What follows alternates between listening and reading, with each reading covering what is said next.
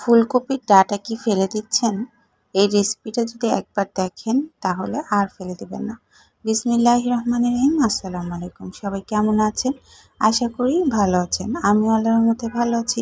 আরও একটা নতুন ভিডিও নিয়ে আপনাদের সাথে চলে আসলাম। তো সকাল থেকে ভিডিওটা শুরু করেছি। আর সকালে নাস্তা বানানো রুটি ছেঁকছিলাম। আর এদিকে আমি ফুলকপি বসিয়ে দিয়েছি ফুলকপির ডাঁটাগুলো সিদ্ধ করার জন্য। ফুলকপি নিয়ে নিই, এখানে খালি ফুলকপির ডাঁটা দিয়ে একটা মজার রেসিপি করে নেব। আমরা আসলে ফুলকপির ডাঁটাটা ফেলে দিই বা সবজিতে দিয়ে দিই, বা বেশিরভাগ মানুষই এটা কিন্তু ফেলে দেয়।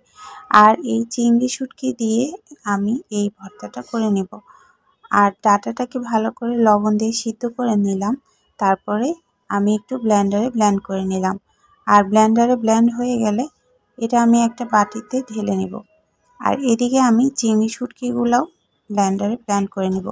এখানে চিংড়ি শুটকির মধ্যে একটু লবণ দিয়ে ভাজি করে নিয়েছি, মরিচ আর পেঁয়াজ রসুন দিয়ে ভালো করে ব্লেন্ডারে ব্লেন্ড হয়ে গেলে একদম মানে আড়া বাটার যেটা ওইটা করে নেব, বেশি একদম ব্লেন্ড করব না।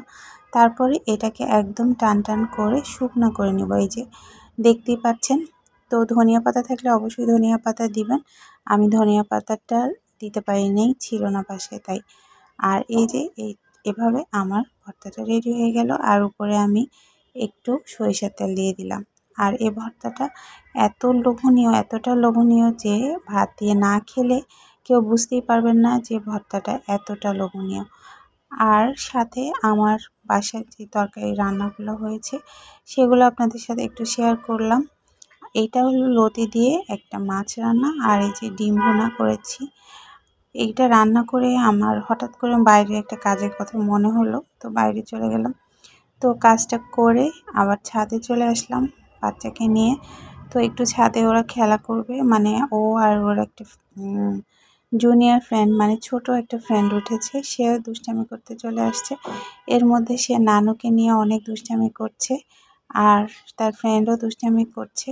তো দুপুরে খাওয়ার টাইম হয়ে গেছে, বাসায় চলে আসলাম খাওয়া দাওয়া নিয়ে। আর যদি ভিডিওটা ভালো লাগে অবশ্যই লাইক কমেন্ট করে পাশে থাকবেন। আল্লাহ হাফেজ। আবার নতুন একটা ভিডিও নিয়ে চলে আসবো। আজকের মতো এখানে বিদায় নিচ্ছি। আসসালামু আলাইকুম।